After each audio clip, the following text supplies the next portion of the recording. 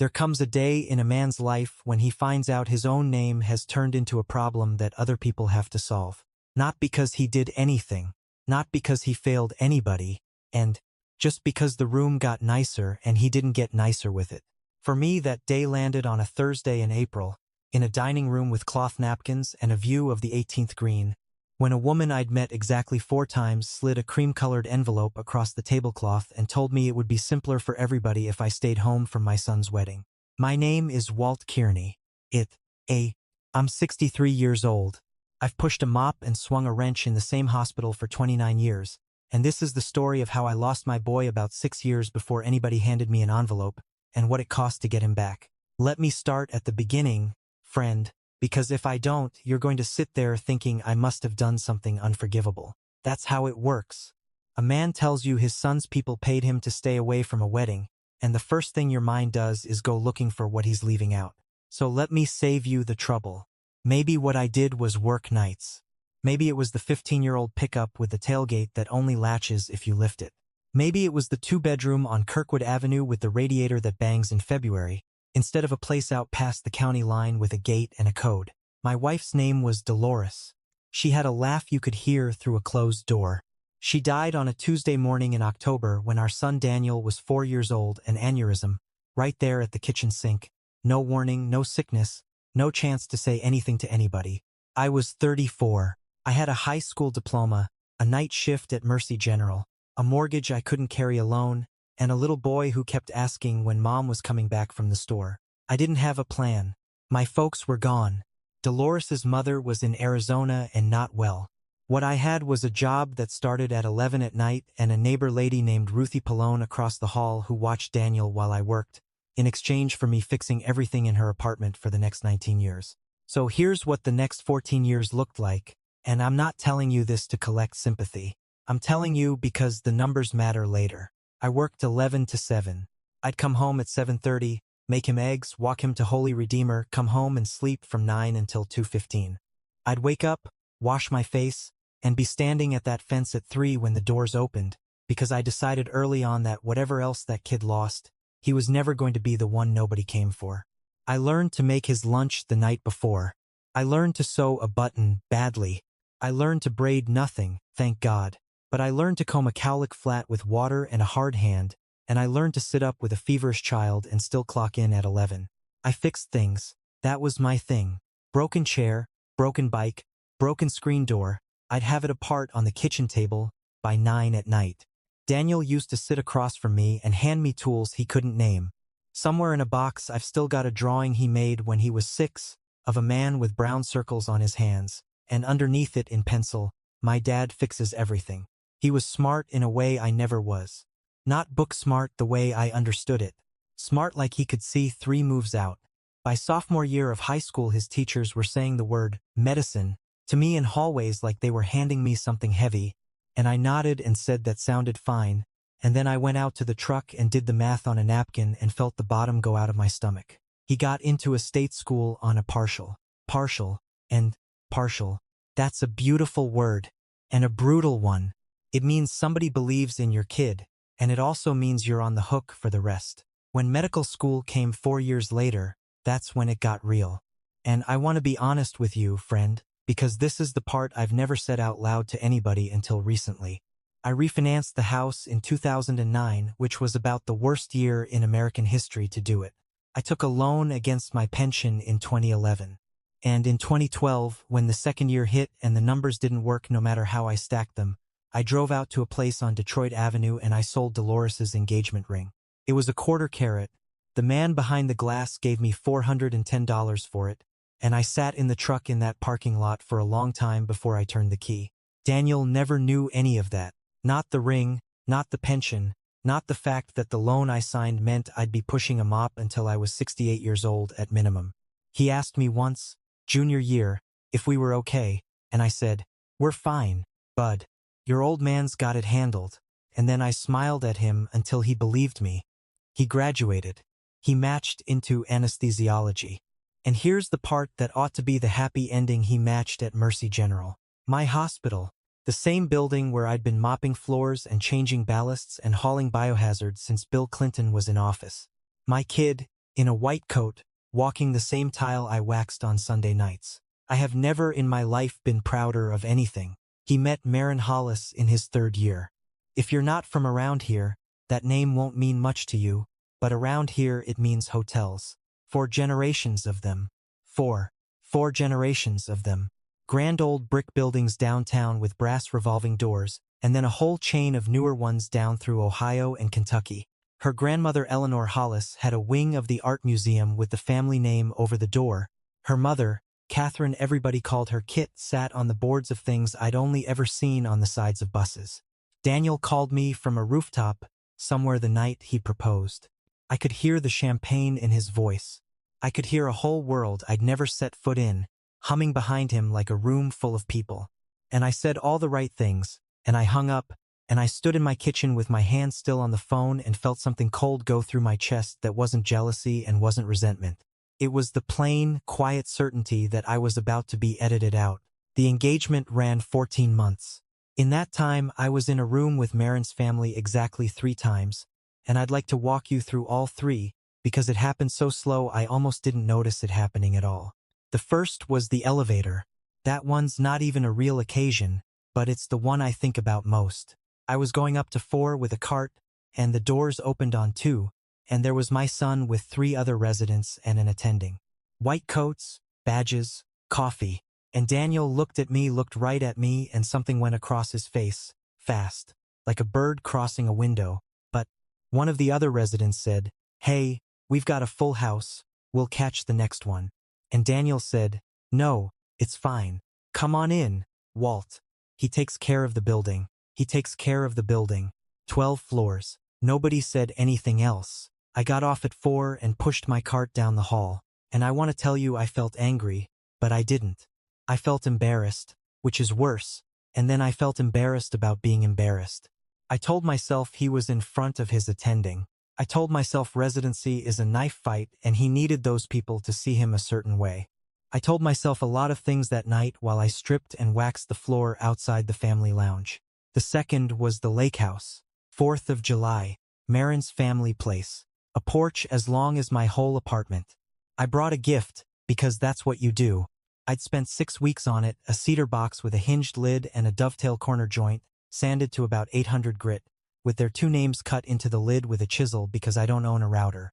I finished it with tung oil in the back hallway of my building because the fumes were too much for the apartment. Kit Hollis opened it in front of maybe 15 people. She turned it over in her hands. And she said, "Well, how resourceful." She said the word the way you'd say it about a raccoon getting into a cooler. I saw that box one more time, 8 months later, on a shelf in a mudroom closet with a tangle of phone chargers in it. But something else happened that day, and it didn't seem like anything at the time.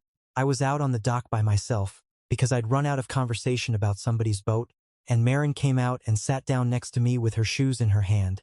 She said, "Can I ask you something weird? How'd you learn to make that box?" I said my dad had shown me, and I'd figured out the rest from a library book and about $200 in ruined lumber. She looked at my hands for a second. Most people don't look at my hands, and she said, "My grandmother's housekeeper taught me to make pie crust. Her name was Ovi. She worked for us 31 years. And then she said, in a completely flat voice, like she was reading a temperature off a thermometer, "At my high school graduation, my mother introduced her to somebody as the help. Ovi was standing right there.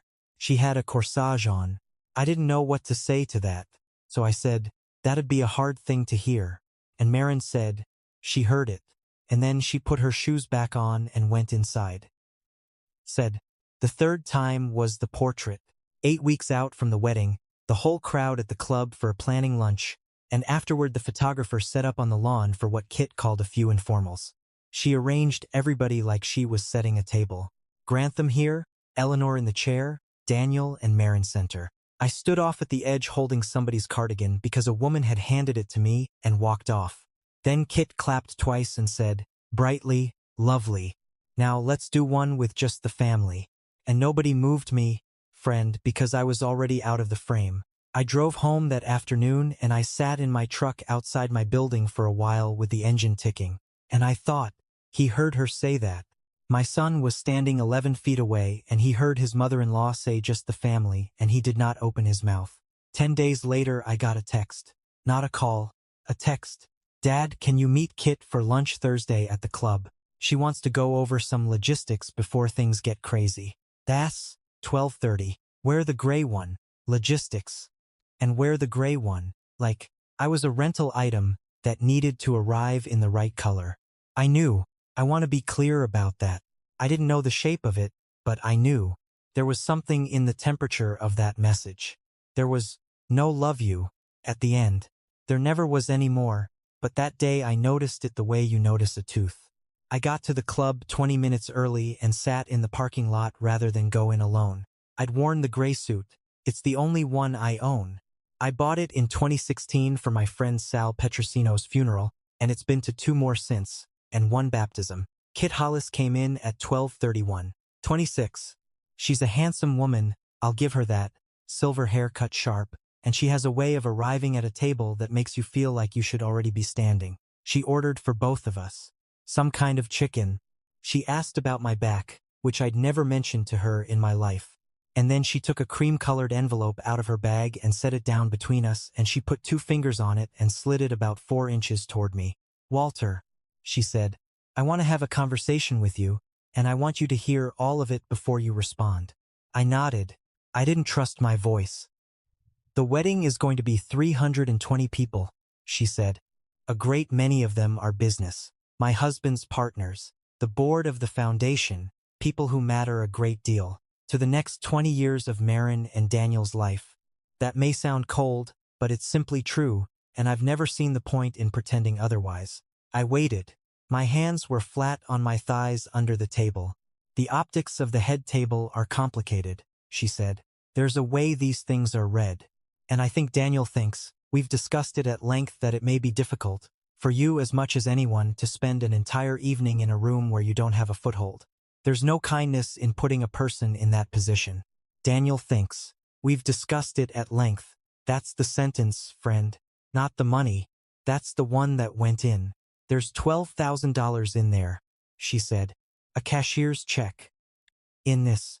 It's a gift, and it's from all of us. There's a place in Montana my husband uses, a fishing lodge, and I've spoken to them about the last week in June. You'd have the river to yourself. It's genuinely lovely. She smoothed the tablecloth with the side of her hand. And if anyone asks, she said, we'll simply say your back went out. It happens to everyone. Nobody will think a thing of it. I finally got a word out. I said, and if I came anyway. She didn't get angry. That's the part people don't believe when I tell it. She was pleasant the entire time, like a woman explaining a policy. Then we'd manage, she said. You'd be at 19, which is near the terrace, and it's a wonderful table, and I'd have introduced you as the gentleman who's kept our buildings running all these years. Which isn't a lie, Walter. It's simply a version. It's the version that doesn't require the room to do any work. I sat there in that dining room with the light coming off the golf course, and I understood that this woman had thought about me, not much, but enough. She'd sat down at some point in her life and had a thought about the existence of Walter Kearney and how to route around it, and then she'd made a phone call about a fishing lodge. And my son had helped her. Please don't make this into a wound, she said. You've done a beautiful job with him. Everyone can see that. I'm only asking for 1 day. I looked at the envelope for a long time. I thought about a 4-year-old boy asking when his mother was coming home from the store. I thought about a quarter-carat ring and $410. I thought about a drawing in pencil, and then I did the thing that surprised us both. I picked up the envelope and I put it in my inside jacket pocket, and I said, all right. She blinked. All right, I said. If that's what he wants. You should have seen the relief come off that woman. She actually put her hand on her collarbone. She'd been braced for a scene, and instead she got a man in a funeral suit saying all right, and it made her generous. She talked for another 10 minutes about Montana. She insisted on paying, which struck me as the funniest thing that's ever happened to me. Then she touched my shoulder on the way out, very lightly, twice, the way you'd pat a horse you were done with. I drove home in the rain with no radio on, $12,000 riding in my breast pocket, right over the sternum, and I could feel it there like a hand. $12,000. That's what it was worth to keep me out of a room. I've made under 50 a year for most of my life, So I want you to understand I could do a lot with $12,000. That's the whole obscene joke of it. It was a serious amount of money offered for a serious purpose, and the purpose was my absence. I got home and I didn't turn on the lights. I sat in my chair with my coat still on. I thought about calling somebody. Ruthie's been gone 4 years now. Sal's been gone since 2016. I thought about my brother out in Erie, and I got as far as picking up the phone before I realized there's no way to say the sentence. Hey, Denny, Dan's people paid me 12 grand to skip the wedding. There's no answer to that. There's nothing a person can say back that doesn't make it worse. So I put the envelope in the drawer of the nightstand, under a stack of Dolores's old church bulletins that I've never been able to throw out, and I went to work at 11 o'clock, and I mopped the 4th floor. That was a Thursday. The wedding was 2 weeks out. Those 2 weeks I was a ghost. I don't remember much of them. I know I worked every shift. I know I ate standing up. I know that one night I was buffing the floor outside the pre-op corridor at 2 in the morning, and I looked up and my son went past the end of the hall in scrubs with a coffee, moving fast, and he never turned his head. And I stood there with the machine running under my hands and thought, he is 40 feet away and I am already in Montana. And then, 5 days before the wedding, a little after 10:30 at night, somebody knocked on my door. Nobody knocks on my door at 10:30. I looked through the peephole and I saw a young woman with wet hair, and I didn't recognize her for a second because I'd only ever seen her put together. It was Marin. She was soaked through. She had a raincoat on over a dress she'd clearly been wearing at some kind of dinner, and mascara was down one side of her face, and she was holding a piece of paper in a plastic grocery bag to keep the rain off it. I opened the door and she said, "Mr. Kearney, I am so sorry. I didn't know. I swear to God, I did not know." I stepped back and let her in. She stood in the middle of my living room, dripping on the carpet and looking around at everything: the recliner with the tape on the arm, the paneling, the picture of Dolores on the shelf, and I watched her take it in and I braced for the flicker. The little one. The one I'd seen on my son's face in an elevator. It didn't come. She just looked at the photograph and said, "Is that his mom?" I said it was. And then she sat down on my couch, in a wet raincoat, and put her face in her hands, and cried so hard she couldn't talk for a while. I've been a father for 33 years, and one thing I've learned is that sometimes you don't say anything, you don't fix it, and you don't hurry it. You sit down across from the person and you let them get to the bottom of it.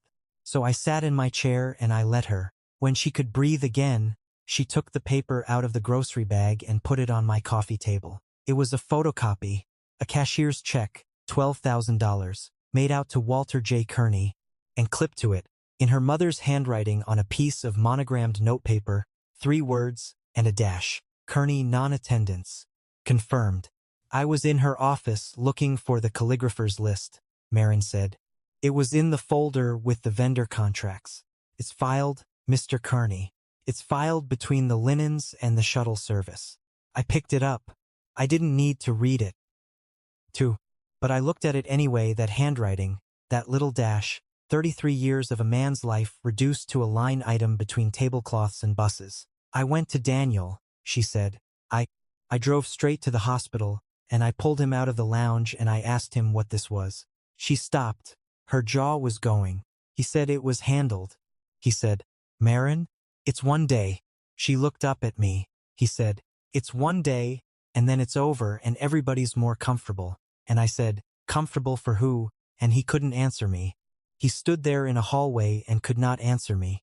I put the paper down on the table, face down. "Mr. Kearney," she said, "can I tell you something about me?" I said, "Go ahead." "I told you about Ovi on the dock, the woman who raised me. My mother was on 9 boards and my father was in Chicago, and Ovi is the person who taught me to read a clock and ride a bike and make a crust." Her voice went thin. "When she got sick, in 2019, my mother sent flowers. From an account. Somebody in the office ordered them." She wiped her face with the back of her hand. "So when I was standing in that hallway looking at your son, I wasn't thinking about him. I was thinking, I have spent my whole life around people who do this, who take the person who actually did the work and put them at table 19, and I promised myself when I was 17 years old that I would never, ever marry one of them." She sat forward. "He's not one of them yet," she said. "That's the whole problem. If he was, This would be easy. He's a man who's becoming one of them, and he's about 6 weeks from the point where it takes. Now, here's where I'll tell you something about myself that I'm not proud of and I'm not ashamed of either. I didn't tell her to go easy on him. Part of me wanted to. That instinct is like a reflex in your knee 33 years of protecting that boy from everything, including himself. And I sat there in my chair and I felt the whole weight of it, and I made myself do the hardest arithmetic of my life, which is this. If I smoothed it over, I'd have my son at Christmas and a stranger for the rest of my life. So I said, "What do you want to do?"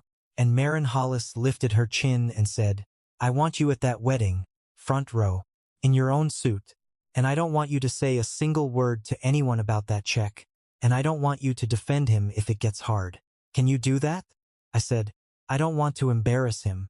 And she said, "Mr. Kearney, he embarrassed himself. I'm just going to stop covering for it."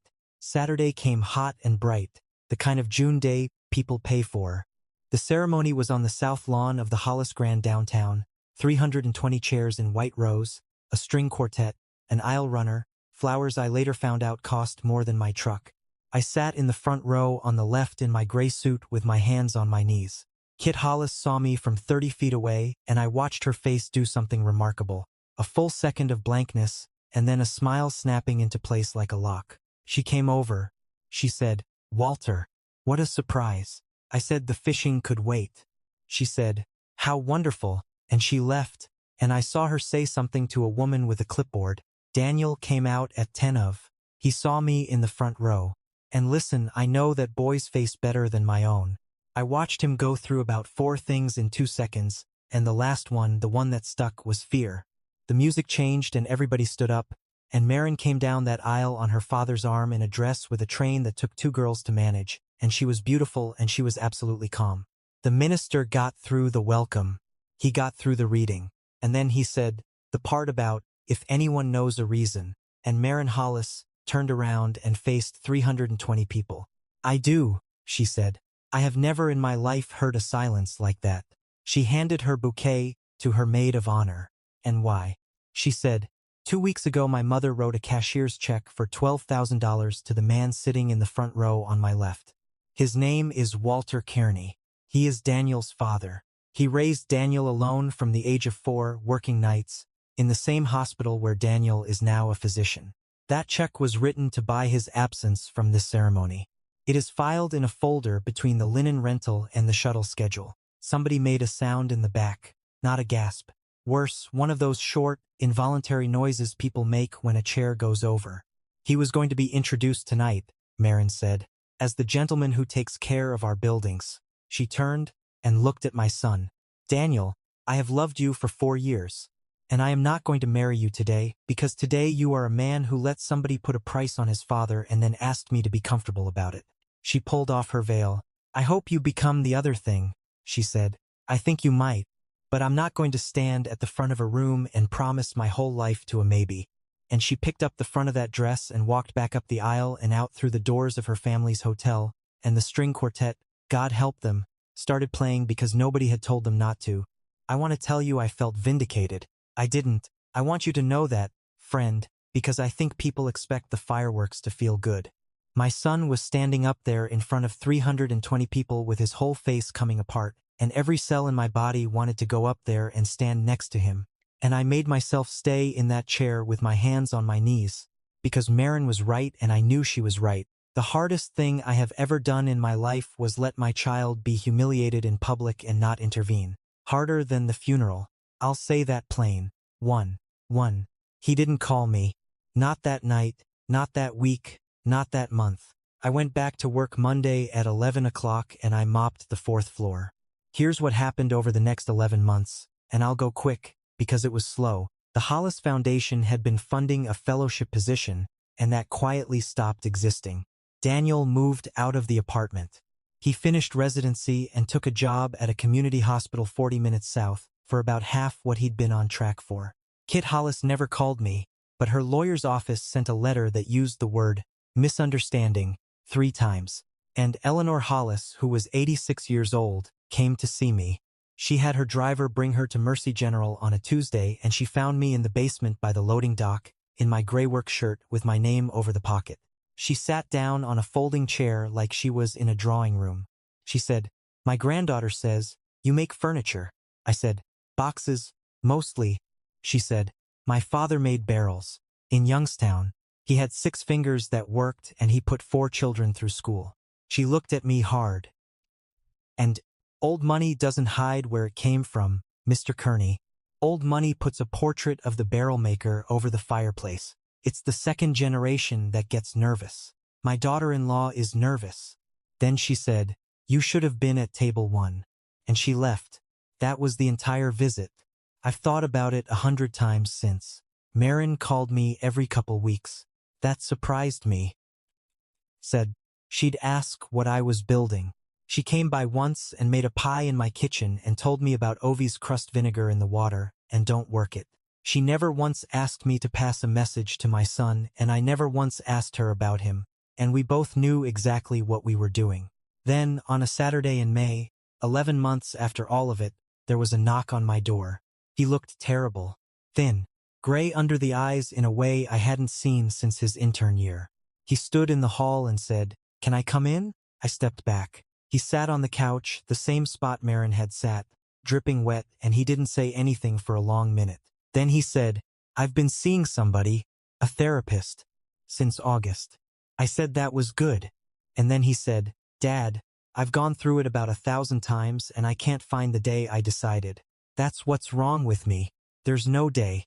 And I just kept making the small choice, over and over, and every one of them was so small." He put his hands over his face. "The elevator," he said. "You remember the elevator?" I said I did. "I've thought about that one, probably 400 times," he said.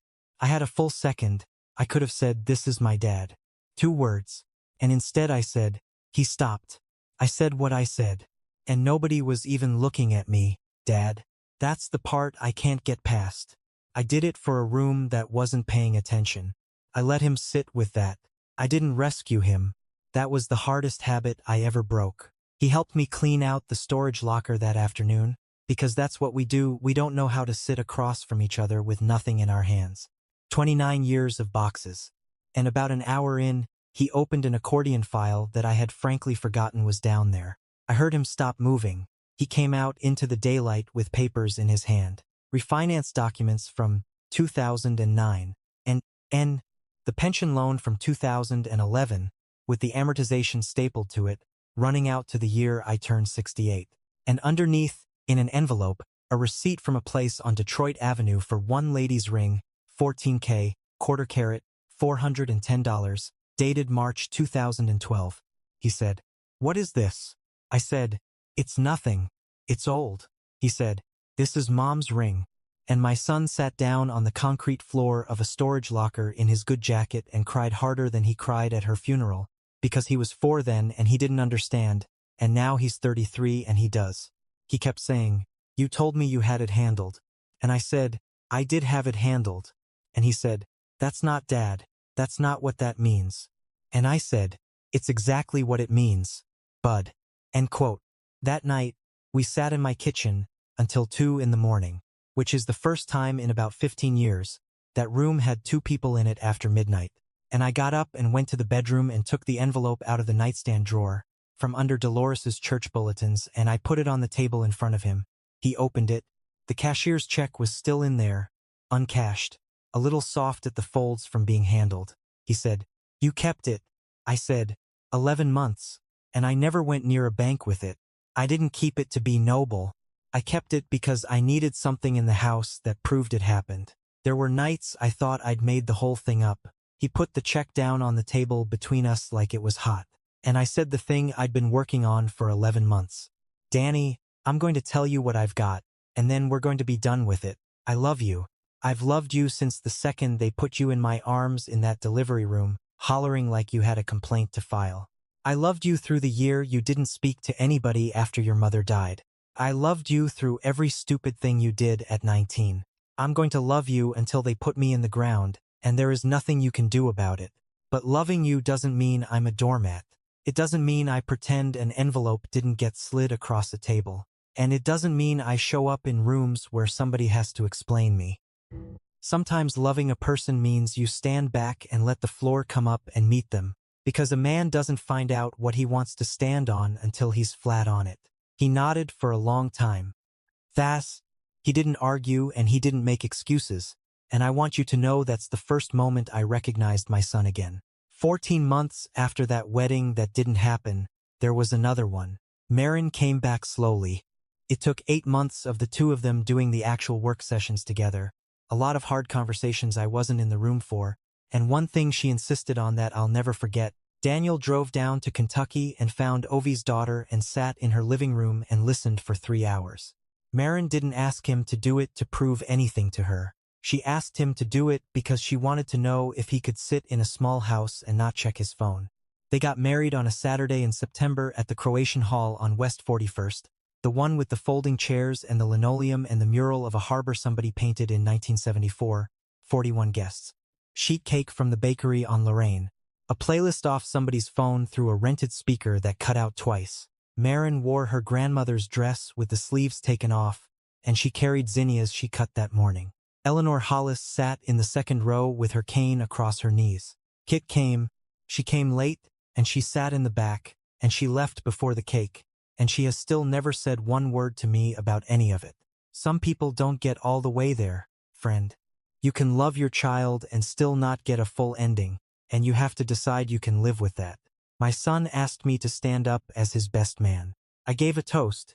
I'd written it on an index card and I lost the card, so I said this instead, that when he was 6 he drew me a picture of a man with brown circles on his hands and wrote underneath it that his dad fixes everything, and that I'd spent 30 years trying to live up to a crayon drawing and that the only thing I ever fixed that mattered was standing right there in a rented tuxedo. Then Marin came and found me by the coffee urn and put her head on my shoulder, exactly the way a daughter does, and said, "Table 1, the check we cashed. Both of us, at a branch on Clifton, on a Wednesday. $12,000 went into a fund at Mercy General with Dolores's name on it, for the kids of people who work 11 to 7, housekeeping, dietary, transport, the folks you walk past. It pays for books and it pays for a laptop, and last spring it paid a girl's application fees for 11 schools. Her mother runs a floor buffer. I've met her twice. Daniel paid off the pension loan in January with his first 2 attending checks. He didn't ask. He just did it, and then he called me and said, 'It's done,' and hung up before I could say anything because he's my kid and neither one of us is any good at that part. He also went out and found me a ring. Not the ring that's gone, and it should be, it did its job. A different 1/4 carat, and it sits in the nightstand drawer where the envelope used to be. So here's what I've got for you, friend, and then I'll let you go. Success is not the size of the room you can get into. I've cleaned some of the finest rooms in this city at 3 o'clock in the morning, and I'm here to tell you there is nothing in them. Success is the count of people who show up for you on the day you've got nothing left to hand anybody. If that number is 1, you're doing better than most of the folks at table 1. And the other thing, love isn't a transaction. You can't buy it, you can't sell it, and God help you if you ever try to write a check against it, because that check will clear and you will still owe. Some of you listening are in the middle of this right now. I know that because people have told me. Somebody's got a son who doesn't call, a daughter who winces when you mention what you do for a living. If that's you, I'd like to know where you're listening from, and I mean that. Leave it for me, because here's what I believe after all of it, they're not gone, they're lost. Those are 2 completely different words, and people mix them up all the time. Lost is a location, and a lost person can be found, but only if somebody keeps the light on. I've got a light over my stove that I never turn off. Not once in 29 years. It's a $2 bulb. My name is Walt Kearney. I'm 63 years old. I push a mop from 11 at night until 7 in the morning. I drive a truck with a tailgate that only latches if you lift it, and I live in a 2-bedroom on Kirkwood Avenue with a radiator that bangs in February. And I'm the richest man in the state of Ohio because my kid came home.